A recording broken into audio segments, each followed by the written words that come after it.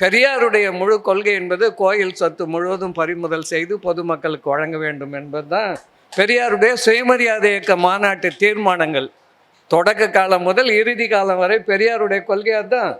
ஆனால் இந்த ஆட்சியில் இருக்கிறவங்க அதை செய்ய முடியாது. ஏன்னா அது அரசியல் சட்டம் தடுக்குது. அதுக்கு பல காரணங்கள் இருக்குது. நான் பின்னாடி பேசுகிறேன். அதை காமராஜர் முதலமைச்சராக இருக்கும்போது நில உச்சவரம்பு சட்டம் கொண்டு வந்தார். மடத்துக்கான சொத்தெல்லாம் புடுங்கணும்னு மசோதாவில் சேர்த்தாங்க. உடனே ஐஏஎஸ் அதிகாரிகள்லாம் பார்த்துட்டு இதுக்கு சட்டத்தில் இடம் கிடையாது, அது சுப்ரீம் கோர்ட் செல்லாதுன்னு சொல்லிடுவான், அதை நீக்குங்கன்னு நீக்கிட்டாங்க. சட்டமன்றத்தில் வைக்கிறதுக்கு முன்னாடியே அதை நீக்கிட்டாங்க. மடத்து சொத்தெல்லாம் எடுத்துடணும் அப்படின்னு காமராஜர் முயற்சி செய்தார். நில உச்சவரம்பு சட்டம் கொண்டாந்தார். காமராஜர் கொண்டு வந்த நில உச்சவரம்பு சட்டம் செல்லாதுன்ட்டு சுப்ரீம் கோர்ட் தீர்ப்பு சொன்னான். பெரியார் எல்லா மாவட்ட தலைநகரங்களிலும் உச்ச நீதிமன்ற தீர்ப்பு கண்டன பொதுக்கூட்டம் நடத்தினார். எல்லா மாவட்டத்திலையும். இன்னைக்கு நீதிபதினாலே அப்படியே தொடர் நடுங்குறாங்க அரசியல்வாதிகள்.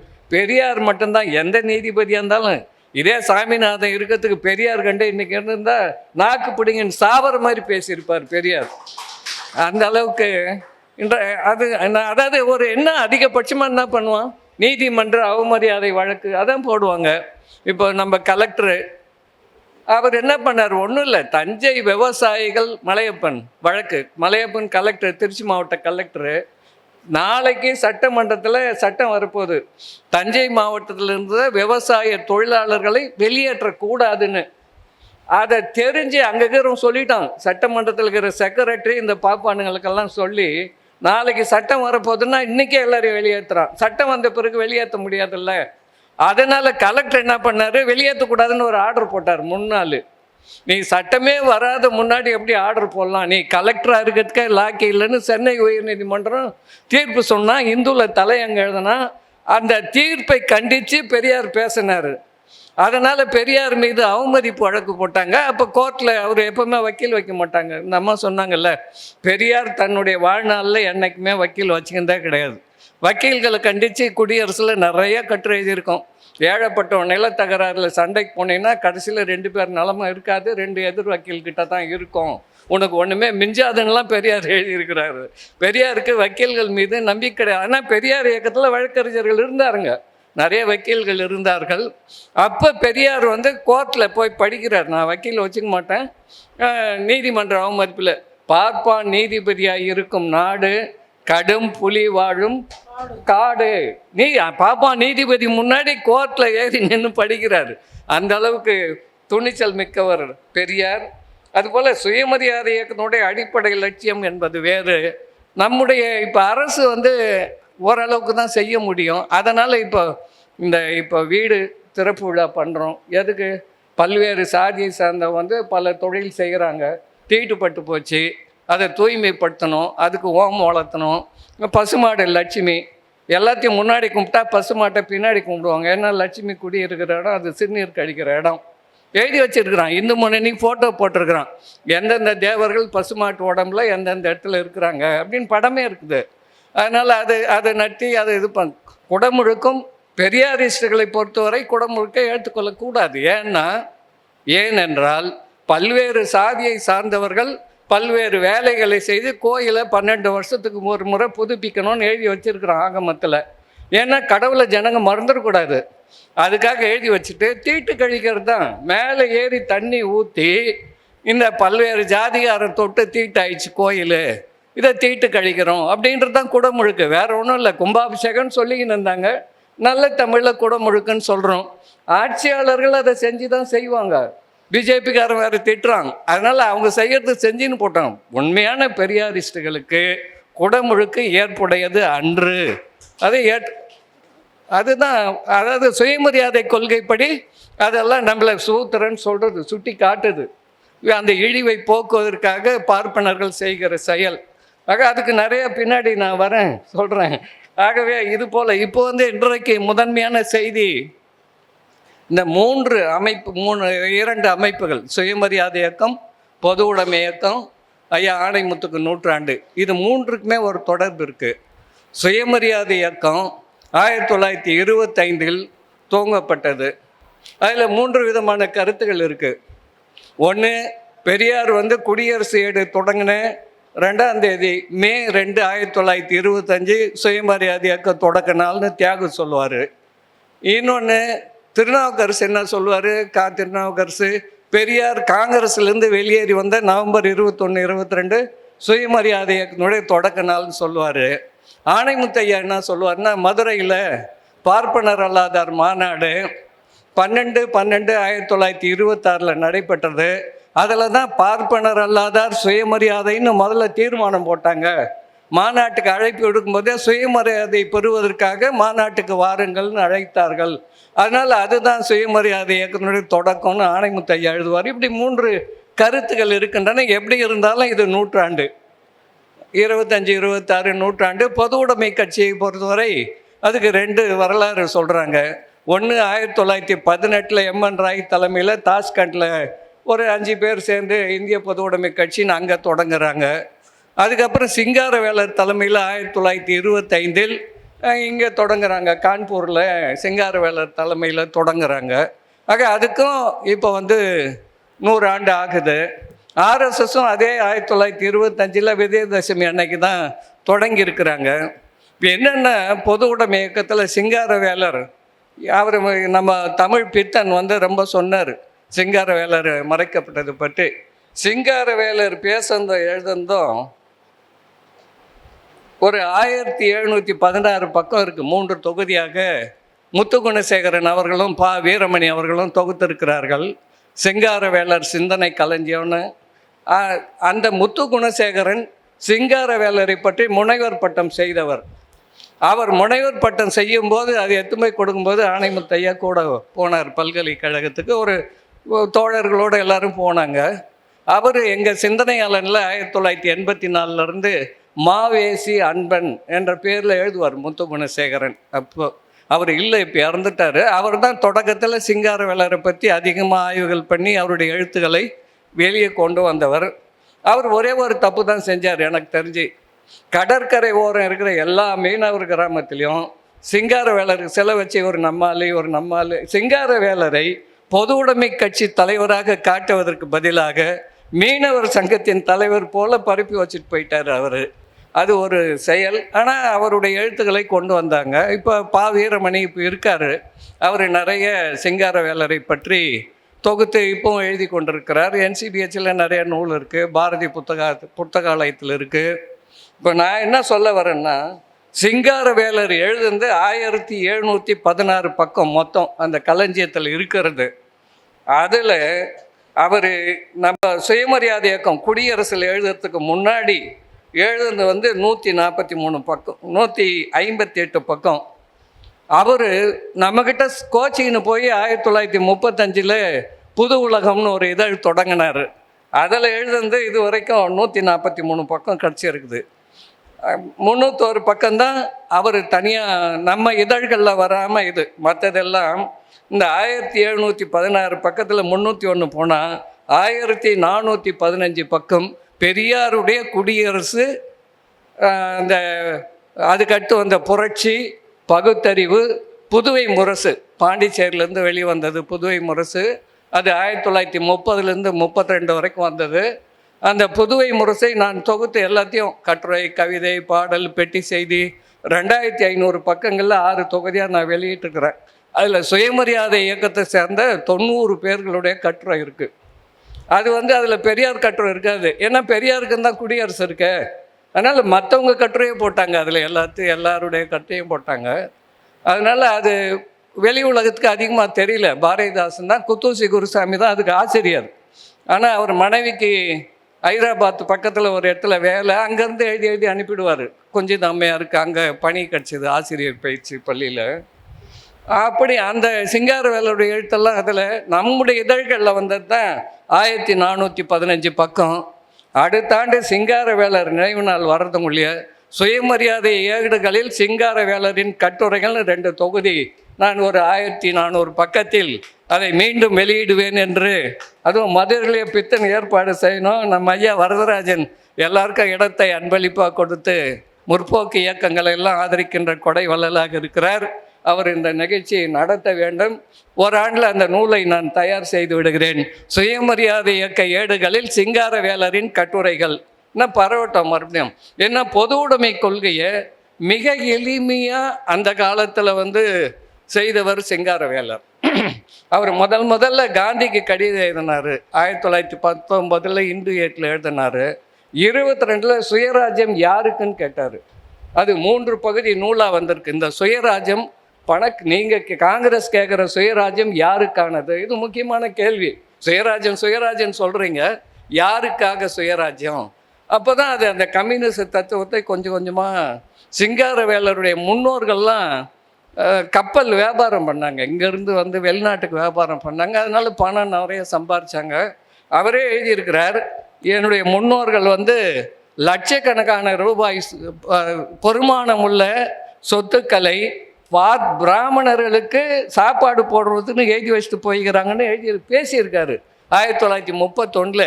அப்போ 31 லட்சக்கணக்கான ரூபாய்னா இன்றைக்கி 2026 அதனுடைய மதிப்பு என்ன? இன்றைக்கி இருக்கிற லேடி வெலிங்டன் கல்லூரி சிங்காரவேலர் குடும்பத்துக்கு சொந்தமானது. இன்றைக்கி இன்னும் இருக்கின்ற விவேகானந்தர் அந்த இல்லம் நினைவெல்லாம் சிங்காரவேலருக்கு சொந்தமானது. அதுக்கான எல்லா எவிடன்ஸும் இருக்குது. வழக்கறிஞர் கௌதமன் பெரம்பூரில் இருக்கிறார், என்னுடைய நண்பர். உயர்நீதிமன்றத்தில் வழக்கு போட்டு அதெல்லாம் மீட்டெடுக்கிறதுக்கான அவர் அம்பேத்கரிஸ்ட்டு. முதல்ல தீக்கால் இருந்தார், இப்போ அம்பேத்கரிஸ்ட்டு பெரியாரிஸ்ட்டு எந்த இயக்கத்தில் இல்லை கௌதமன். வழக்கு போட்டு வழக்கில் வெற்றி பெற்றிருக்கிறார். இன்னும் மீட்டெடுக்கணும் அதை. இப்போ வந்து அதுக்கான அந்த பழைய டாக்குமெண்ட்லாம் தேடி எடுத்துட்டார். அவர் எடுத்து வழக்கு போட்டு எடுத்துருக்கிறாரு. ஐஸ் ஹவுஸ் வரைக்கும் அவங்க சொத்து, திருவல்லிக்கேணி ஐஸ் ஹவுஸ் வரைக்கும் சிங்காரவேலர் குடும்பத்துக்கு சொந்தமான சொத்துக்கள் இருக்கின்றன. வெளிநாட்டிலேருந்து கப்பல் வியாபாரம் பண்ணதுனால நேரடியாக பொது உடைமை கட்சி நூல்களை இங்கே கொண்டாட முடியல, தடை இருந்தது பிரிட்டிஷ்.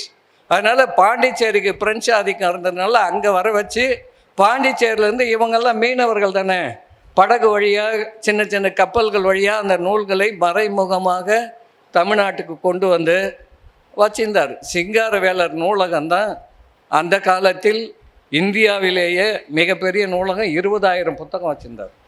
20,000. அதை கம்யூனிஸ்ட் கட்சிக்கு தான் ஒப்படைச்சிட்டு போனார். ஆனால் அவங்க பத்திரமா வச்சிடல. அதை சாகத்துக்கு முன்னாடி உயில் எழுதி எல்லாத்தையும் இந்திய பொது உடைமை கட்சிக்கு கொடுத்துட்டு போனார்.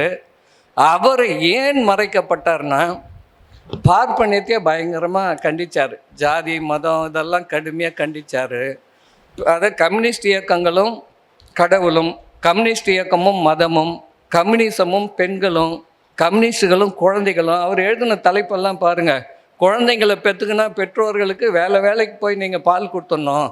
அதை வந்து அந்த சோவியத்தில் அந்த குழு இருப்பாங்க, கிராம குழு, அவங்க குழந்தைகளை பராமரிச்சுக்குவாங்க. உங்களுக்கு குழந்தைகளை பார்த்துக்கிற வேலை இருக்கக்கூடாது. சோவியத்தில் அப்படி இருந்தது. நேற்று சுந்தரவழியில் போயிட்டு வந்து எழுதியிருக்கிறாரு. பல பேர் பார்த்துட்டு வந்து எழுதியிருக்காங்க. அங்கெல்லாம் சோவியத்து அப்படி இருந்தது. அதே போல் பெண்கள் விடுதலை இடையினா உங்களுக்கு சொத்து இல்லை. அவர் எழுதுகிறாரு சிங்காரவேலர். சீதை அது வண்ணான் அவர் எழுதுகிறாரு, ஒரு வண்ணான் பேச்சை கேட்டுக்கொண்டு சீதை கர்ப்பிணியை எவனுக்கோ கருத்தரித்தாய் என்று ஊரெல்லாம் பேசுகிறார்கள். ஒரு வண்ணான் என்கிட்ட வந்து உன்னை ஊர் ஃபுல்லாக அசிங்கமாக பேசுகிறாங்க, உன் பொண்டாட்டி இவ்வளோ மட்டமாக யாருக்கோ கருத்தரிச்சிட்டு வந்திருக்கிறா, நீ தேவையில்லை, காட்டுக்கு போ என்று அனுப்பினான். அப்போ பெண்களை ராமாயணம் எவ்வளவு மட்டமாக கருதுகிறதுன்னு சிங்காரவேலர் எழுதியிருக்கிறாரு. இப்போ நான் நம்பூதிரி பாட்டுக்கு வரேன். இந்தியாவில் மிகப்பெரிய தலைவர் நம்பூதிரி பாட். அவர் பேரே சங்கரன். அது யாருக்குமே தெரியாது. நம்பூதிரின்றது ஜாதி, நம்பூதிரி ஜாதி. அதுதான் நம்பூதிரி பாட்டுன்னு தான் எல்லாருக்கும் தெரியும். அவர் வேதங்களின் நாடுன்னு ஒரு புத்தகம் எழுதியிருக்காரு. அதில் வேதங்களுடைய பெருமையை பற்றி ரொம்ப எழுதியிருக்கிறாரு. அப்புறம் போனால் போதுன்னு ஒரு வரி, பெருமை மிகு வேத நாகரிகத்திற்கு இணையான ஒரு நாகரிகம் திராவிட நாகரிகம் என்பது இந்தியாவின் தெற்கு பகுதியில் இருந்ததுன்னு எழுதியிருக்கிறாரு நம்பூதிரி பாட். அவர் அதாவது நம்பூதிரி பாட்டாக பிறந்தவன் அத்தனை பேரும் வேதத்தை மனப்பாடம் பண்ணியே ஆகணும். நான் பண்ணேன்னு அவர் எழுதியிருக்காரு. கம்பல்சரி ஒரு வேதத்தை படிக்கிறதுக்கு 4 வருஷம். 4 வேதத்தை படிக்கணும்னா 16 வருஷம். ஒரு பையனை வீட்டை விட்டு அனுப்பிச்சிடுவாங்க. இப்போ காஞ்சிபுரத்தில் இருக்குது, இன்றைக்கும் வேத பாடசாலை இருக்குது, பல இடங்களில் இருக்குது. அந்த பசங்களுக்கு தேவையான வசதிகள்லாம் அந்த சங்கரமடம் பண்ணிடும். இப்போ பின்னாடி அவன் வேலைக்கு போகலன்னா கூட அவனுக்கு அரசு ஊழியர் எவ்வளோ சம்பளம் வருதோ அந்த அளவுக்கு சங்கரமடம் கொடுக்கும். அப்போ தான் பிள்ளைய தைரியமாக அனுப்புவாங்க. நம்ம மாப்போசி ஒரு முறை, நம்ம மாப்போசின்னு சொல்கிறதுக்கு வருத்தப்படாதீங்க, சீமான் தலைவர்னு சொல்கிற மாப்போசி காஞ்சி சங்கராச்சாரியை பார்க்க போனார். சங்கராச்சாரி எப்பவுமே பகலில் சூத்திரர்களை பார்க்க மாட்டார். இவர் ஒரு விடுதி அறையில் தங்கியிருக்காரு. அந்த சங்கர மடத்து மேலாளர் வந்து இவர்கிட்ட பேசினுக்கிறாரு. பொழுது இருட்டுது. எத்தனை இந்தி பிரச்சார சபா இருக்குது காஞ்சிபுரத்தில் மாப்போசி கேட்குறாரு. இத்தனை கிளை இருக்குது. மாப்போசி இந்திய ஆதரவாளர், அதை நீங்கள் தெரிஞ்சுக்கணும். அப்புறமா போயிட்டு நான் நிறைய மாப்போசி பற்றி எழுதியிருக்கிறேன். மாப்போசி ஆதித்தனாரன் தமிழ் தேசிய தலைவர்களால்னு. மாப்போசி அவருடைய செங்கோல் இதழ்களை 6000 பக்கம் படிச்சுட்டு அதில் எந்தெந்த தலையங்கத்தில் என்னென்ன எழுதியிருக்கிறாரு. ஒரு முறை காமராஜர் பெரியாருக்கு பயந்துன்னு இந்தி பரீட்சையில் மாணவர்கள் வந்து பாஸ் மார்க் வாங்க வேணாம், அதாவது மார்க்கை கணக்கில் எடுத்துக்க மாட்டோம், நீங்கள் ஆனால் இந்தி பரீட்சை எழுதுங்கன்னு சொல்லி ஒரு உத்தரவு போட்டாங்க. மாப்போசி எழுதுகிறாரு, இந்திக்கு நீங்கள் மார்க் போட மாட்டேங்கன்னா பையன் என்ன பண்ணுவான்னா இந்தி ஒழிகன்னு எழுதி வாத்தியார் முகத்தில் பச்சுன்னு அடிச்சுட்டு போவான். செங்கோலில் எழுதியிருக்காரு மாப்போசி. ஏன் இந்தி பாடம்னு வைக்கிறீங்க, அப்புறம் ஏன் மார்க் போட வேணான்னு சொல்கிறீங்க அப்படி இவ்வளோ. அப்புறம் சமஸ்கிருத ஆதரவாளர் மாப்போசி அதை சங்கராச்சாரிக்கிட்ட போய் சொல்கிறாரு. நான் சொன்னால் கேட்க மாட்டாங்க, நீங்கள் இருட்டி 7 மணிக்கு போய் ஒரு ராந்தல் விளக்கு இருக்குது, அப்போது வச்சுட்டு இருட்டில் அந்த பக்கம் சங்கராச்சாரி இருக்கிறாரு, இந்த பக்கம் இருக்கிறார், உங்களுடைய இதுவெல்லாம் நான் மெச்சிக்கிறேன், நீங்கள் நல்லா செய்கிறீங்க அப்படின்னு சொல்லி மாப்போசிக்கு சங்கராச்சாரியார் சொல்கிறாரு. அப்போ இவர் அவர்கிட்ட சொல்கிறாரு, நான் சொன்னால் கேட்க மாட்டாங்க உங்கள் ஆளுங்க, எல்லோரும் படிச்சுட்டு அமெரிக்கா போயிடுறோம், கோயிலில் பூஜை பண்ணுறதுக்கே ஆள் இல்லை, பாப்பார பசங்கள்லாம் அமெரிக்கா போயிடுறான், அதனால் நீங்கள் என்ன பயணணும், வீட்டுக்கு ஒரு பிள்ளைய கட்டாயமாக வேத பள்ளிக்கூடத்துக்கு ஒதுக்கணும் அப்படின்னு சங்கராச்சாரியாக நீங்கள் சொல்லணும். சங்கராச்சாரிக்கு ஐடியா கொடுக்குறாரு மாப்போசி. இருக்குது அவருடைய செங்கோலில் பத்திரிகையில் இருக்குது, நான் அதை எடுத்து போட்டிருக்கிறேன் என்னுடைய புத்தகத்தில். அப்புறம் இன்னொன்று சொல்கிறாரு மாப்போசி, தமிழர்கள் தங்களுடைய வீடுகளில் பாப்பார பையன் தமிழில் மந்திரம் படிச்சுட்டு வந்து ஒப்பிச்சான்னா ஒத்துக்காதீங்க, கூப்பிடாதீங்க, நல்லா சமஸ்கிருதம் படிச்சுட்டு வந்தான்னா அவனை தங்களுடைய வீடுகளில் அழைத்து திருமணங்களை நடத்தலாம். என்னுடைய நூலில் கொடுத்துருக்கேன் செங்கோல் எந்த தேதியில் இருக்குதுன்னு. எதுக்கு சொல்கிறவர்னா இவர் தான் சீமானுக்கு தலைவர், அதுக்காக சொல்ல வந்தேன், வேற ஒன்றும் இல்லை. ஆக சிங்காரவேலர் அப்படியெல்லாம் இல்லை. சிங்காரவேலர் பார்ப்பனர்களை பிடின்னு கிழின்னு கிழிச்சிருக்காரு. பகவத்கீதையை அவ்வளவு எவ்வளோ கண்டிக்கணுமோ அவ்வளோ கண்டிச்சிருக்காரு. எல்லா கம்யூனிஸ்டுகளும் இந்திய தேசியத்தையும் காந்தியை புகழ்ந்த போது இவர் காந்தியை கண்டித்தார், காந்தியை கண்டித்திருக்கிறார். காந்தியினுடைய சுயராஜ்யம் பார்ப்பனர்களுக்கும் பணக்காரர்களுக்கும் மதவாதிகளுக்கும் மட்டுமே பயன்படும், உழைக்கின்ற மக்களுக்கு பயன்படாது. இப்படி எழுதுனா கம்யூனிஸ்ட் கட்சியில் வச்சுன்னு இருப்பாங்களே, எழுதியிருக்காரு, இப்படியெல்லாம் எழுதியிருக்காரு சிங்காரவேலர். அப்படி நல்ல, அதாவது எளிய முறையில் சமதர்ம அறிக்கையை இப்போ 39 குடியரசில் கம்யூனிஸ்ட் மேனிஃபெஸ்டோவை தமிழாக்கம் பண்ணி வெளியிட்டவர் சிங்காரவேலர் தான். அவர் மொழிபெயர்த்து கொடுத்தார், பெரியார் வெளியிட்டார். அதெல்லாம் தொடர்ச்சியாக வந்தது நிறைய. பெரியாருக்கு அவருக்கும் நல்ல நட்பு இருந்தது, நீண்ட காலமாக எழுந்தினாங்க. 1928 நாகப்பட்டினத்தில் ரயில்வே அப்போ வந்து தனியார்கிட்ட தான் இருந்தது. 44 தான் ரயில்வே அரசு உடைமை ஆகுது, அரசு நிர்வாகத்துக்கு போகுது. இங்கே இருக்கிறத எடுத்து போய் பொன்மலையில் வைக்கணும்னு முயற்சி பண்ணாங்க. தொழிலாளர் எண்ணிக்கையை குறைச்சிட்டாங்க. அதுக்கு நாகப்பட்டினத்தில் மிகப்பெரிய போராட்டம் சிங்காரவேலர் தலைமை தாங்கி நடத்தினார். 10 ஆண்டு சிறை தண்டனை சிங்காரவேலருக்கு. அதுக்கு 1928 அதே போராட்டத்தில் பெரியார் கலந்து கொண்டார். அப்புறம் பெரியார் விரைவில் வெளியே வந்துட்டு சிங்காரவேலருக்காக பெரியார் முயற்சி பண்ணி அந்த தண்டனையை குறைச்சி 18 மாதமாக்கினாங்க. இப்போ வஉசிக்கு உங்களுக்கு தெரியும் 40 ஆண்டு சிறை தண்டனை கொடுத்தாங்க. அப்புறம் மேல்முறையீட்டில் 12 ஆண்டு ஆச்சு. அதுக்கப்புறம் 4 ஆண்டில் வெளியே வந்துட்டார். 1908 போய் 12 வெளியே வந்துட்டார். இப்போ ஒரு தம்பி கேளாத கதைன்னு குருசாமி மயில்வாகனன் ஒருத்தர் எழுதியிருக்கார் வஉசியினுடைய கப்பல் கதையை. அவர் என்ன எழுதியிருக்காருன்னா, சாவார்கர் பாரதியார் வரிசையில் பெரியார் மன்னிப்பு கடிதம் கொடுத்துட்டு வெளியே வந்தார். பெரியார் தன்னுடைய வாழ்நாளில் என்றைக்குமே மன்னிப்பு கடிதம் எழுதி கொடுத்ததே கிடையாது.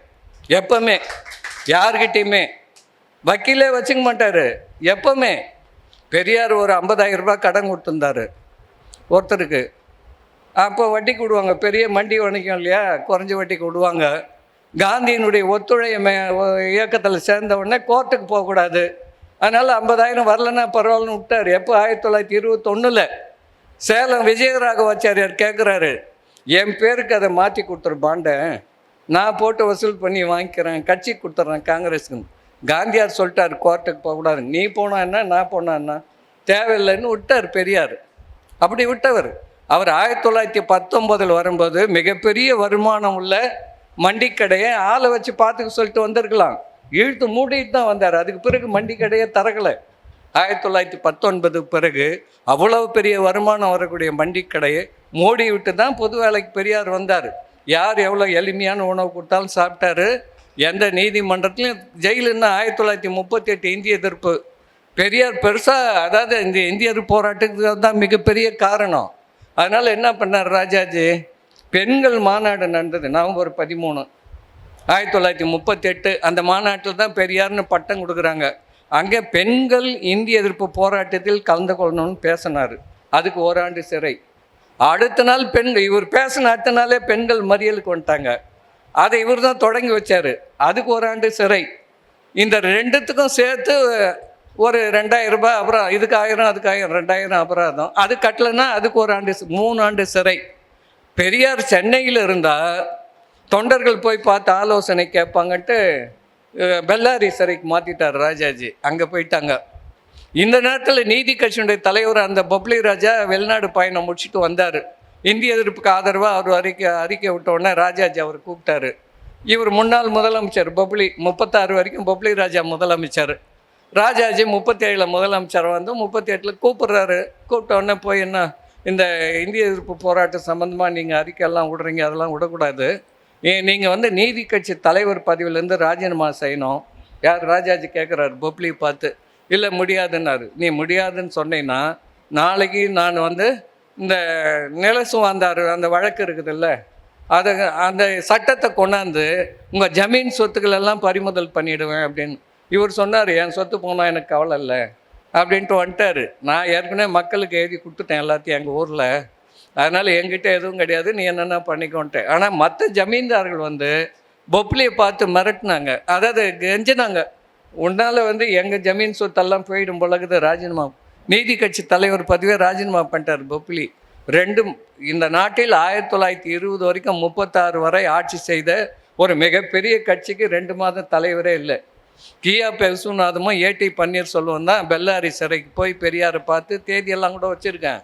பார்த்து ஐயா நீங்கள் தலைவராக வாங்கன்னு. நாங்கள் அவர் இல்லை முடியாது, எனக்கு சுயமரியாதை இயக்கம் தான் முக்கியம், எனக்கு நீதி கட்சி முக்கியம் இல்லைன்னார். இல்லை பெரிய கட்சி வீணாக போகுது, நீங்கள் வந்து வாங்கன்னு கூப்பிட்டு அதுக்கப்புறம் ஒத்துக்குன்னு அவருடைய தலைமை உரை எழுதி வாங்கின்னு வந்து 1938 டிசம்பர் மாதம் 30-31 மாநாட்டில் பெரியாருடைய தலைமை உரை ஏடி பன்னீர்செல்வம் படித்தார். இவருக்கு போட்ட மாலையை பெரியார் படத்துக்கு போட்டு இதெல்லாம் வரலாறு.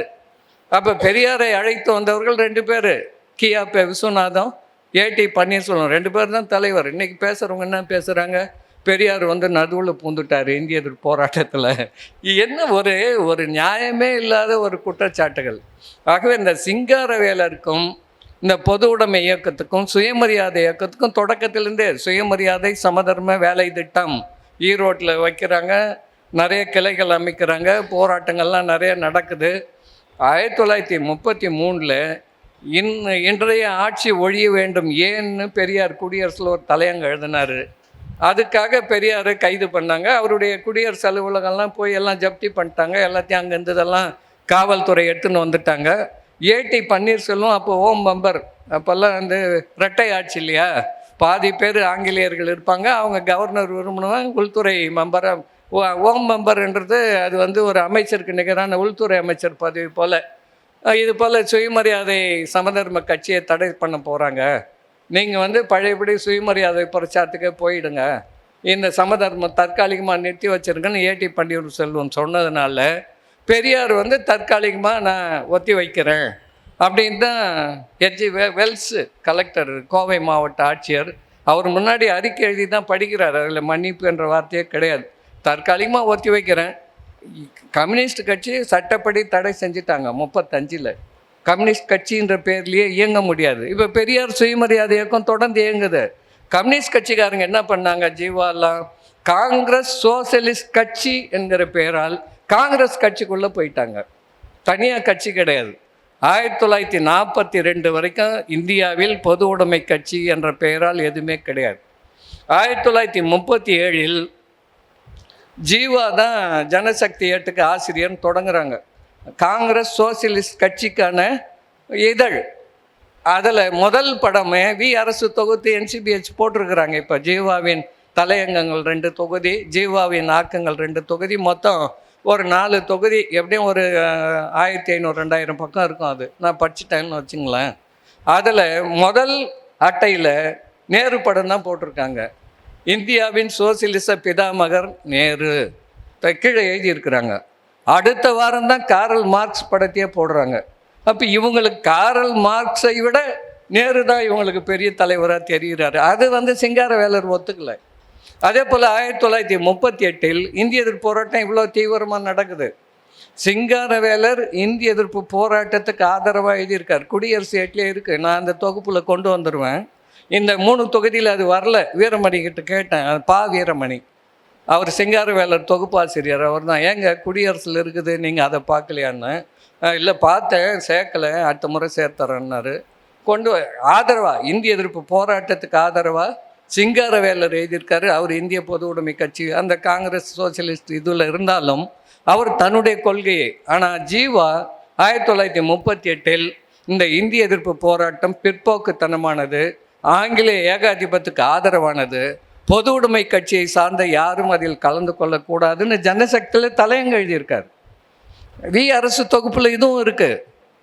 அப்போ இவங்களுக்கு லெனின் கொள்கைக்கு மாறா, ஸ்டாலின் கொள்கைக்கு மாறா அவங்கெல்லாம் என்ன எழுதியிருக்கிறாங்க, இந்தியாவை போலவே சோவியத்தில் 15 குடியரசுகள் இருந்தன. 15 குடியரசு. ஒவ்வொரு குடியரசும் தங்களுடைய தாய்மொழியிலே எல்லாமே நடத்தலாம்.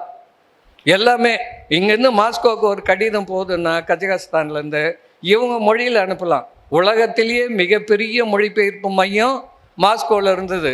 உலகம் முழுக்க பொது உடைமை கட்சி நூல்களை அவங்க அச்சு இலவசமாக அனுப்புனாங்க. விலை கூட இங்கே ரப்பர் ஸ்டாம்பில் சீல் பண்ணி தான் NCBH குத்துவாங்க. அந்த கப்பல்லேருந்து துறைமுகத்துலேருந்து கொண்டாடுற செலவுக்கு மட்டும்தான், மற்றதெல்லாம். ஆனால் நம்ம ஊர் பார்ப்பனர்கள் போய் அதை மொழிபெயர்த்து அதை ஒன்றுமே யார் படித்தாலும் புரியாத மாரி மொழிபெயர்த்துட்டாங்க எல்லாத்துக்குமே. நீங்கள் பழைய சோவியத்து தமிழ் நூல்களை படிச்சிங்கன்னா மண்டை தலை சுத்தம். பூர்சுவானே எழுதியிருப்பான். குட்டி முதலாளி இல்லை பெட்டி ஒரு முதலாளி அப்படியாவது எழுதலாம். எந்த அளவுக்கு அதை புரிய விட்டாமல் பண்ணுமோ அந்த அளவுக்கு பண்ணாங்கன்னு வச்சிங்களா. அப்போது எல்லாமே ஒவ்வொன்றும் ஒவ்வொரு குடியரசு. இன்னொன்று மிக முக்கியமானது recalling power to the voters. அதே போல் நிறைய சலுகைகள் கொடுத்துருந்தாங்க. அந்த குடியரசு விரும்பினால் பிரிந்து போகலாம். இந்த 15ல் 1 செல்ஃப் டிட்டர்மினேஷன். எப்போ வேணாலும் ஒரு தீர்மானம் போட்டு போய்கினேக்கலாம். தனியாக 2 நாடு போச்சு. ஒரு 4-5 வருஷம் இருந்து பார்த்து தனியாக தாக்கு பிடிக்க முடியல, சேர்ந்துக்கிறோன்னு வந்துட்டாங்க. அதுக்கெல்லாம் சான்றுகள் இருக்குது. ஆனால் அப்படி இங்கே எதுவுமே இல்லை. சிங்காரவேலர் இது எல்லாமே எளிமையாக எழுதியிருக்கிறாரு. ரொம்ப எளிமையாக எழுதியிருக்கிறாரு. இஸ்லாமியர்களுக்கு தனி நாடு கொடுத்துடணும், அது ஒற்றுமை ஒன்றுபட்டு வராதுன்னு 1931 சிங்காரவேலர் எழுதியிருக்கிறார். தனியாக என்றைக்கு இருந்தாலும் இந்த சண்டை இருந்துன்னு தான் இருக்கும், அவங்களுக்கு கொடுத்துறது நல்லது அப்படின்னு எழுதியிருக்கிறாரு அவர். அதே போல் இந்த கோயில் சொத்து மடம் சொத்து இதெல்லாமே பிடுங்கணும்னு எழுதியிருக்கிறாரு சிங்காரவேலர் எழுதியிருக்கிறாரு. இந்த மதம் எவ்வளோ பிற்போக்குத்தனமானது, எவ்வளோ மூடத்தனமானது. இந்த மதத்தை ஒழிக்காமல் ஒரு வரி எழுதியிருக்காரு, கடவுளும் மனிதனும் ஒரு தலைப்பு. அதை திராவிடர் கழகம் வெளியிட்டிருக்கிறாங்க. பெரியார் தடல் இருக்குது, கடவுளும் மனிதனும்ட்டு. இந்த தொகுப்புலேயும் இருக்காது. அதில் கடவுள் என்ற சொல்லே இருக்கக்கூடாதுன்னு எழுதியிருக்கிறாரு. இந்த சொல்லே நாட்டில் இருக்கக்கூடாது அப்படின்னா கடவுளே இல்லாமல் ஒழியணும். அப்படி செய்தால் தான் உண்மையான பொது உடைமை மலர்ந்த நாடாக இது இருக்கும். கடவுள் நம்பிக்கை இருக்கிற வரை மனுஷன் தலைவிதியை நம்பிக்கொண்டிருப்பான். தலைவிதியை நம்பிக்கொண்டிருக்கிற வரைக்கும் அவன் போராட வரமாட்டான். நாம் ஏன் ஏழையாக்குறோன்னா நம்ம தலையில் எழுதின எழுத்து இது, அது நம்ம போன ஜென்மத்தில் செஞ்ச பாவம், நம்ம ஏழையாக பிறந்திருக்கிறோம் அப்படின்னு நினைக்கிறோம். அந்த நினைப்பை நீங்கள் போக்க வைக்க வேண்டும். இதெல்லாம் கிடையாதுப்பா அப்படின்னு சொல்லணும். பிரபஞ்ச வரலாறுன்னு எழுதியிருக்காரு. பிரபஞ்சம் அண்டம் எப்படி இருக்குது, அணுக்களால் ஆனது. சூரியனை பற்றி எழுதியிருக்கிறார். நாமெல்லாம் சூரியனை கடவுளாக நினச்சின்னு வந்தோம். கோப்பர்னிக்கஸ் கண்டுபிடிச்ச பிறகு இப்போ வெளிநாட்டுக்காரெல்லாம் அது கடவுள் இல்லை, அது ஒரு கோல்னு நினைக்கிறான். சூரியன் கடவுள் செத்து போய் விட்டார், சூரியன் கோலாக இருக்கிறார் சிங்காரவேலர். அதே போல் பல இது எழுதியிருக்காரு நிறைய. பிரபஞ்சம்னா என்ன, அணுன்னா என்ன, மனிதனை ரசாயன தொழிற்சாலையில் உருவாக்க முடியும்னு எழுதியிருக்கிறாருங்க. மனிதனை ரசாயன தொழிற்சாலையில் உருவாக்க முடியும்னு எழுதியிருக்கிறாரு. பெரியார் வந்து பேசியிருக்காரு. ஒரு குழந்தை பிறக்கணுன்னா கணவனும் மனைவியும் ஒன்றா சேரணும்னு அவசியம் இல்லை. ஒரு ஆணும் பெண்ணும் கூடி தான் பெற்றணும்னு அவசியம் இல்லை.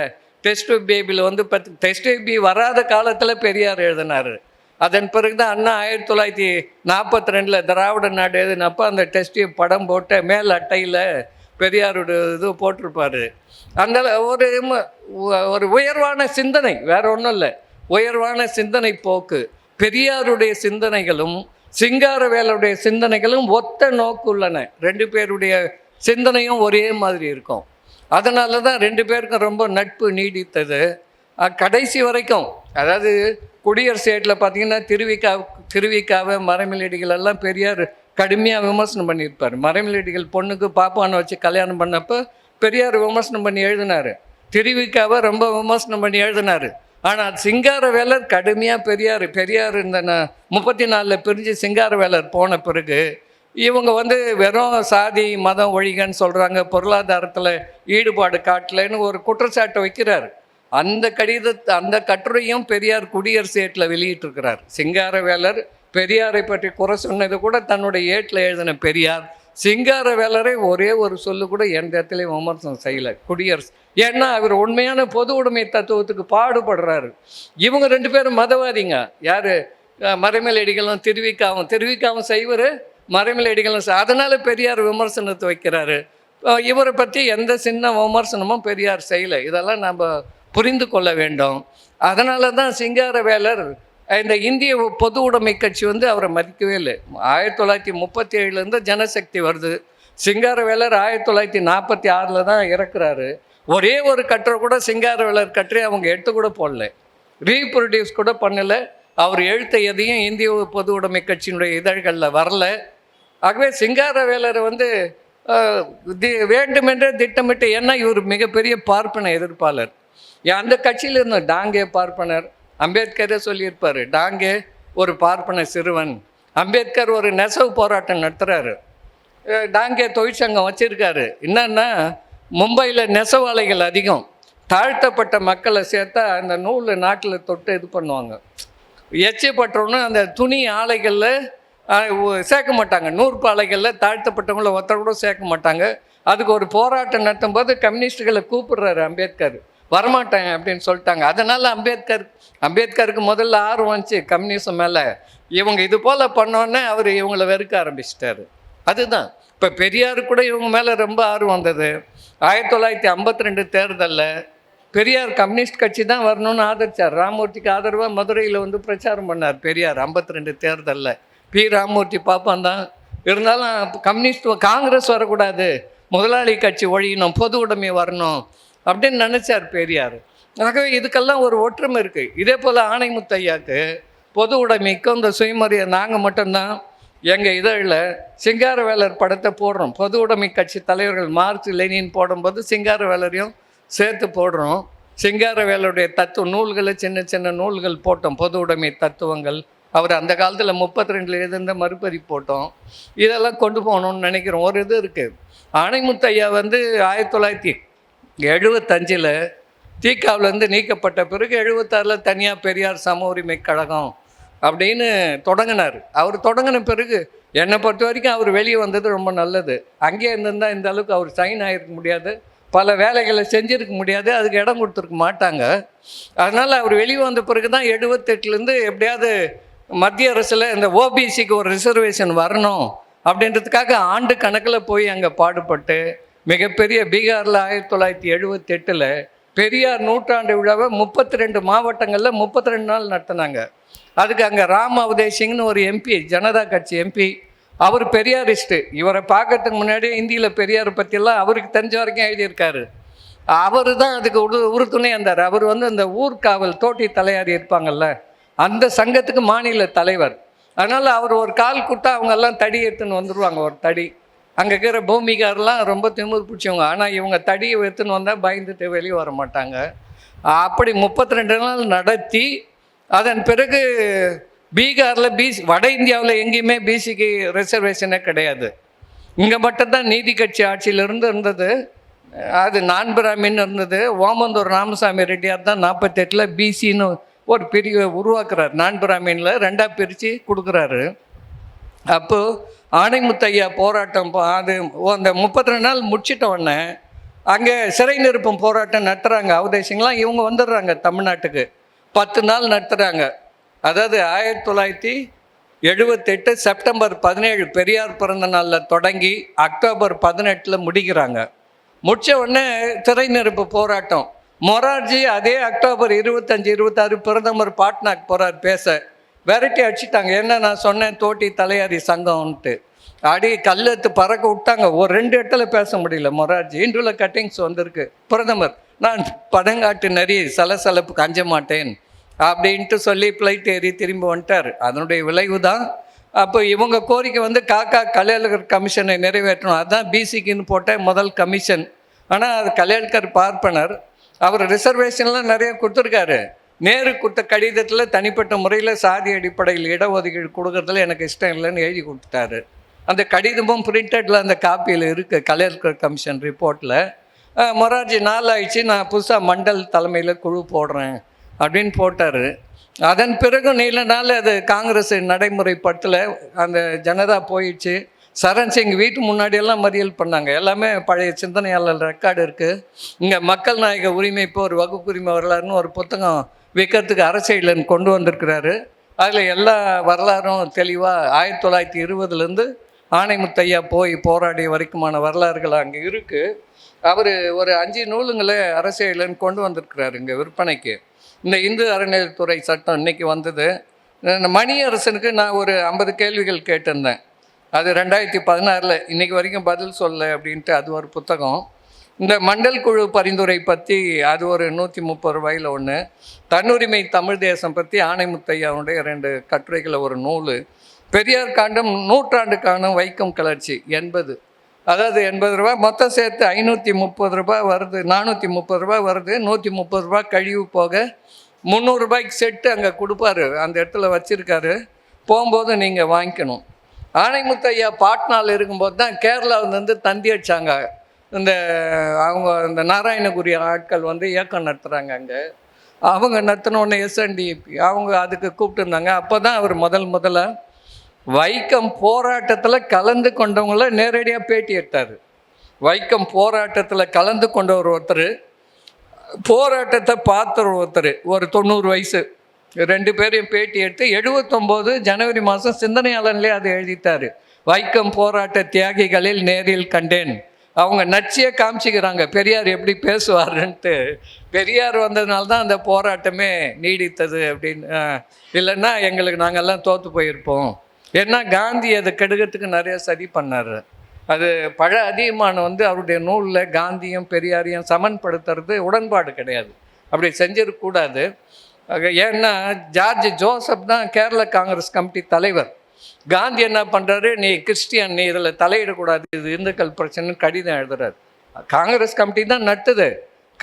கேரள காங்கிரஸ் கமிட்டியினுடைய தலைவர் ஜார்ஜ் ஜோசப். அவரை நீ கலந்துக்கூடாது கிறிஸ்டியன் கடிதம் எழுதுறாரு. அந்த கடிதம் போகிறதுக்குள்ளேயே அவர் கைதாகிறாரு, அரெஸ்ட் ஆகிறாரு. அப்புறம் முடிஞ்ச உடனே வெளியே வந்த உடனே அவர் மதுரைக்கு வந்துடுறாரு. மதுரைக்காரர் தான் அவர் ஜார்ஜ் ஜோசப். வந்துடுறாரு. அதுக்கப்புறம் போராட்டத்தில் கலந்துக்கல. சீக்கியர்கள் வந்து போராட்டம் நடத்துகிறாங்க. போராட்டம் நடத்தலை, சமைச்சு போடுறாங்க. பந்தல் போட்டு இந்த சத்தியாகிரிகளுக்கு வந்து தினமும் 3 வேலையை சாப்பாடு போடுற வேலையை சீக்கியர்கள். உடனே காந்தி அவங்களுக்கு கடிதம் எழுதுறாரு, நீங்கள்லாம் சீக்கியர்கள்லாம் இந்துக்கள் கிடையாது, அதனால் இது இந்துக்கள் போராட்டம், நீங்கள்லாம் பிரித்து எடுத்துன்னு போங்க உங்கள் ஊருக்கு அப்படின்னு. அப்புறம் காந்தி எழுதுறாரு, போராட்ட தியாகிகள் உண்மையாக நேர்மையாக இருந்தால் கடவுள் காப்பாற்றுவார் உங்களை. அவங்களுக்கு சாப்பாடே இல்லை, சாவர கதியில் இருக்கிறாங்க. இப்படி அதை எந்த அளவுக்கு சீர்குலைக்க முடியுமோ அந்த அளவுக்கு காந்தி வந்து வைக்கம் சத்தியாக. அவர் சனாதனவாதி, 4 வருடம் இருக்கணும்னு நினைப்பார். தீண்டாமை மட்டும் போகணும்னு சொல்லுவார். ஜாதியும் 4 வருடம் இருக்கிற வரை தீண்டாமை எப்படி போகும்? எது அடிப்படையோ அது போகாமல் தீண்டாமை மட்டும் போகணுன்னா எப்படி போகும்? ஆகவே காந்தி வந்து ஒரு சனாதனி ஏமாற்று அப்படின்றதெல்லாம் நாம் அம்பலப்படுத்தி கொண்டிருக்கிறோம். ஆக உண்மையான பொது உடைமை கட்சி, இத்தனை ஆண்டு வளர்ச்சியில் பொது உடைமை கட்சி வந்து இன்னைக்கு வரைக்கும் சிபிஐ சிபிஎம் இந்தியாவில் பல தேசிய இனங்கள் இருக்கின்றன என்பதை ஏற்றுக்கொள்ளலை. இந்தியா ஒரே நாடு கிடையாது. 564 நாடாக இருந்துச்சு சுதந்திரம் வரை. 1947 ஆகஸ்ட் 5 வரைக்கும் இருந்தார்கள் சிற்றரசர்கள். அதுக்கப்புறம் தானே இந்தியாவை இணைச்சாங்க. வெள்ளைக்காரன் படை வலிமையால் ஒன்றாக இணைச்சான். நாம் 2000 வருஷமாக வட இந்தியாவில் தொடர்பே இல்லையே. அவுரங்கசீப் ஆட்சியில் கூட தமிழ்நாட்டுக்கு வரல. அவுரங்கசீப் மாலிகாபூர் மட்டும் கொஞ்சம் தூரம் வந்துட்டு போனானே தவிர அவுரங்கசீப்பினுடைய ஆட்சி கிடையாது. அப்போ 2000 வருஷமாக வட இந்தியாவுக்கும் நமக்கும் எந்த தொடர்பும் கிடையாது. நம்மளை வட இந்தியாக்காரன் எவனும் ஆளலை. இங்கேருந்த மராட்டியர்கள், தெலுங்கல், விஜயநகர பேரரசு இவங்கெல்லாம் ஆட்சி பண்ணாங்க. அப்புறம் வெள்ளைக்காரன் வந்தான்னு வச்சுங்க. ஆக இந்தியா என்பது ஒரே நாடு கிடையாது, பல்வேறு மொழி, பல்வேறு இனம். இதை பொது உடைமை கட்சிகள் ஏற்றுக்கொள்ளாத காரணத்தினால். அதே போல் ஸ்டாலின் எழுதியிருக்காரு, பல மொழிகள் பேசுகிற ஒரு நாட்டில் கட்டாயமாக ஒரே ஒரு பொது மொழின்னு ஒன்று இருக்கக்கூடாது. நாம் மகாராஷ்டிரா எவ்வளோ பெரிய மொழியாக இருந்தாலும், எவ்வளோ மக்கள் தொகை அதிகமாக இருந்தாலும், மற்ற மக்கள் மீது நம்முடைய மொழியை திணித்தா அவங்க நமக்கு எதிராக மாறுவாங்க. திணிக்கக்கூடாது, அவங்கவுங்க மொழிக்கான உரிமையை கொடுக்கணும் எழுதியிருக்கிறாரு லெனின். ஆனால் நம்ம நாட்டு பொது உடைமை கட்சிகள் அதை சொல்கிறதே இல்லை. அங்கே இத்தனை குடியரசு இருந்தது, அது ஒவ்வொன்றுக்கும் ஒரு அரசியல் சட்டம் இருந்தது, ஒவ்வொன்றுக்கும் ஒரு தேசிய கொடி இருந்தது, ஒவ்வொன்றுக்கும் இராணுவம் இருந்தது, எல்லா நிர்வாக கட்டமைப்பும் இருந்தது. சோவியத்தில் நீதிபதிகள்லாம் மக்கள் தேர்ந்தெடுப்பாங்க. உள்ளூரில் கிராமவாரியா இந்த கிராமத்துக்கு நீதிபதி வேணும்னா மக்களே ஓட்டு போட்டு தேர்ந்தெடுத்து, நீதிபதி தப்பாக தீர்ப்பு சொல்கிறான்னு பெரும்பான்மை மக்கள் முடிவு செய்தால் நீதிபதியை பதவி இறக்கம் செய்து ஏர் ஓட்டுற வேலைக்கு அனுப்புவாங்க, விவசாய வேலைக்கு. சோவியத்தில் நீதி பரிபாலன்னு ஒரு நூலே இருக்குது. சிங்காரவேலரும் அதை பற்றி எழுதியிருக்கிறாரு. சோவியத்தில் நீதி பரிபாலனும் இவரும் எழுதியிருக்காரு. இவர் என்ன சொல்கிறார், சிங்காரவேலர் சுப்ரீம் கோர்ட் தேவையில்லை, ஹைகோர்ட் தேவையில்லை, அந்தந்த ஊரில் தனி உடைமை இருக்கிற வரைக்கும் சிக்கல்கள் இருக்கும், அதை தீர்த்துக்கிறதுக்கு உள்ளூர் அளவில் ஒரு நீதிமன்றம் இருந்தால் போதும் அப்படின்னு சிங்காரவேலர் எழுதியிருக்காரு. இப்படி பல செய்தி. பொது உடைமை வந்துச்சுன்னா, சொத்துக்கள் பொது ஆகிட்டா, இப்போ அரசியல் கட்சிகள்லாம் ஏன் லஞ்சம் வாங்குறாங்க, கோடி கோடியாக செலவு பண்ணுறாங்க. அதுக்கெல்லாம் காரணம் தனி உடைமை இருக்கிறது தான். பொது உடைமை இருந்துட்டா அதுக்கு வேலையே இல்லை அப்படின்னு சிங்காரவேலர் அவர்கள் எழுதியிருக்கிறாரு. இந்த மதுரையில் இன்னொன்றையும் சொல்லணும், முடிச்சிடுறேன். இந்த சிங்காரவேலர் நினைவு அலைகள்னு மதுரையில் மார்க்சிய பள்ளின்னு ஏதோ ஒரு அமைப்பு இருக்குது. அவங்க 2011 ஒரு கூட்டம் மதுரையில் நடத்திக்கிறாங்க. டி ராஜாவும் இந்திய பொது உடைமை கட்சியினுடைய பொதுச் செயலாளர் தூ ராஜாவும் அவர் எங்கள் ஊர் தான், பேர்ணாம்பட்டு, அவரும் தீக்கதிர் ஆசிரியர் அன்றைக்கு இருந்த பெருமாளும் பேசியிருக்கிறாங்க 2011. 2012 அவங்க 2 பேர் பேச்சு வந்திருக்குது, நூலாக NCBH போட்டிருக்கிறாங்க. இப்போ மறுபதிப்பு 2022 வந்திருக்கு. இப்போ வாங்கினேன் சிங்காரவேலர் பற்றி பேச போகிறோமேன்னு. ராஜா ரொம்ப நல்லா பேசியிருக்காரு. இந்த CPMகார் பேசினவர், கலைஞர் சிங்காரவேலருக்கு மாளிகை கட்டப்படும், சிலை அமைக்கப்படும் அப்படின்றத கிண்டல் பண்ணி பேசியிருக்கார் மதுரையில். கலைஞருக்கு என்ன திடீர்னு சிங்காரவேலர் மேலே பாசம், எதுக்கு செலவு வைக்கணும் அப்படின்னு சொல்லிட்டு கடற்கரை ஓரம் இருக்கிற மீனவ மக்களை ஓட்டுகளை கவருவதற்காக கலைஞர் சிங்காரவேலருக்கு சிலை வைக்கிறேன்னு சொல்கிறாருன்னு பேசியிருக்காரு. அதோடு விட்டு இருந்தால் பரவாயில்ல. 2G பற்றி பேசியிருக்காரு. 2G பற்றி பேசுறதுல என்ன பேசியிருக்காருன்னா, 2Gன்னா வேறு ஒன்றும் இல்லை, ராகுல்ஜி, சோனியாஜி, அப்புறமா ராகுல்ஜியும் சோனியாஜியும் கலைஞரும் 3 பேரும் அந்த 1,00,000 கோடி 2G 1,27,000 கோடியை இவங்க 3 பேரும் பங்கு போட்டுக்கினாங்கன்னு பேசியிருக்காரு. அது நூலில் பதிவாயிருக்கு. இவர் நேரில் பார்த்த மாதிரி எழுதி, சரி ராஜா நான் தவறு பண்ணலன்ட்டு அவரே ஆர்கியூ பண்ணி ஜெயிச்சு வெளியே வந்துட்டார். இப்போ 2022 NCBH அதே நூலில் மறுபதிப்பு போட்டிருக்கிறீங்க. உங்களுக்கு உண்மையிலேயே ஒரு நியாயம்னு ஒன்று இருந்தால் அந்த பகுதி எடுத்துகிட்டு வெளியிட்டிருக்கணும், பேசணும். ஏன்னா அவங்க ஊழல் பண்ணலன்ட்டு கோர்ட்டை விடுதலை பண்ணிடுச்சு. இப்போ இது அந்த நூலை இப்பயும் போட்டு விற்கிறாங்க. உங்களுக்கு MP வெங்கடேசன் நிற்கணுன்னா 5 கோடி ரூபாய் பணம் கொடுக்கணும் திமுக. ஆமாம், 2019 4 கோடி கொடுத்தாங்க, 2 MPக்கு 8 கோடி கொடுத்தாங்க. அது என்னாச்சுன்னா இணைய வழியில் தேர்தல் கமிஷனுக்கு அனுப்பிட்டாங்க, லீக் அவுட் ஆகிடுச்சு. அதனால் எல்லாம் பவிட்டு பாலகிருஷ்ணெல்லாம் இதெல்லாம் வழக்கமான வாங்கிறது தான் அப்படின்ட்டு எல்லாம் பேச, ஒவ்வொரு தேர்தலையும் பாண்டியன் போவார், ஜெயலலிதா கிட்ட தனியாக பெட்டி வாங்கின்னு வந்துடுவார். அந்த அம்மா 10 கோடி கொடுத்தா 5 கோடி தான் கொடுத்தாங்கன்னு கட்சியில் சொல்லுவார். இதுதான் பொது உடைமை கட்சியை வளர்க்குற லட்சணமா? அதாவது நம்ம பொது உடைமை வளரணும்னு நினைக்கிறோம். திராவிட ஒவ்வாமை சிபிஐ கிட்ட அந்த அளவுக்கு இல்லை. சிபிஎம் கிட்ட இன்னைக்கு வரைக்கும் பெரியாரிய ஒவ்வாமை, திராவிட ஒவ்வாமை, சிங்காரவேலர் ஒவ்வாமை, இப்படியெல்லாம் இருந்தால் கட்சி எப்படி வளரும்? ஆகவே ஒரு இணக்கம். இன்றைக்கு எதிரி வலிமையாக இருக்கிறான், பிஜேபி ஆர்எஸ்எஸ் வலிமையாக இருக்கிறான். நாம் ஒன்று சேருவதற்கான ஒரு முயற்சியை செய்ய வேண்டும். அதுக்காக பொது உடைமை கட்சிகள் ஆணைமுத்தையா பெரிய முயற்சி. 52 தேர்தலுக்கு பிறகு 62 அவர் தீகா மாநாட்டில் கம்யூனிஸ்டுகளை பேச வைக்கணும்னு பெரியார்கிட்ட கேட்டார். பெரியார் அவங்க வந்தால் கூட்டணும்னாரு. 62 சென்னைக்கு போய் ஆஃபீஸில் பார்த்தாங்க. அப்போ சீன போர் யுத்தம் 62, அதனால் அந்த நேரம் வர முடியாமல் போயிடுச்சு. 64 கச்சன மாநாட்டில் பாலதண்டாயுதம் தீகா மாநாட்டில் பேச வச்ச பெருமை ஆணைமுத்தையாவை சாரும். அப்போ அவர் பாலதண்டாயுதம் பேசுனது சொல்கிறேன். பொதுவுடன் பெரியாரிஸ்டுகளாக நீங்கள் வர்ணத்தை மட்டும் பேசுகிறீர்கள், வர்க்கத்தை அதிகமாக பேசுறதில்லை. மார்க்சிஸ்டுகளாகிய நாங்கள் வர்க்கத்தை மட்டும் பேசுகிறோம், வர்ணத்தை பேசலை. 2 பேரும் தப்பு செஞ்சுருக்கிறோம். இருவருடைய தப்பையும் நாம் உணர்ந்து ஒன்று சேர்ந்து போராட வேண்டும்னு பேசிட்டு வந்திருக்கார். விடுதலையில் அந்த செய்தி வந்திருக்கிறது. அந்த முயற்சியை மேற்கொள்வோம். மார்க்சிஸ்டுகளும் பெரியாரிஸ்டுகளும் அம்பேத்கரிஸ்டுகளும் ஒன்று சேர்ந்து இந்த நூற்றாண்டு விழாவில் நம்முடைய எதிரியான சங் பரிவார் ஆர்எஸ்எஸ் பிஜேபி கும்பலை முறியடிப்போம் என்று கூறி எனக்கு வாய்ப்பளித்த உங்கள் அனைவருக்கும் நன்றி கூறி முடித்துக் கொள்கிறேன். நன்றி, வணக்கம்.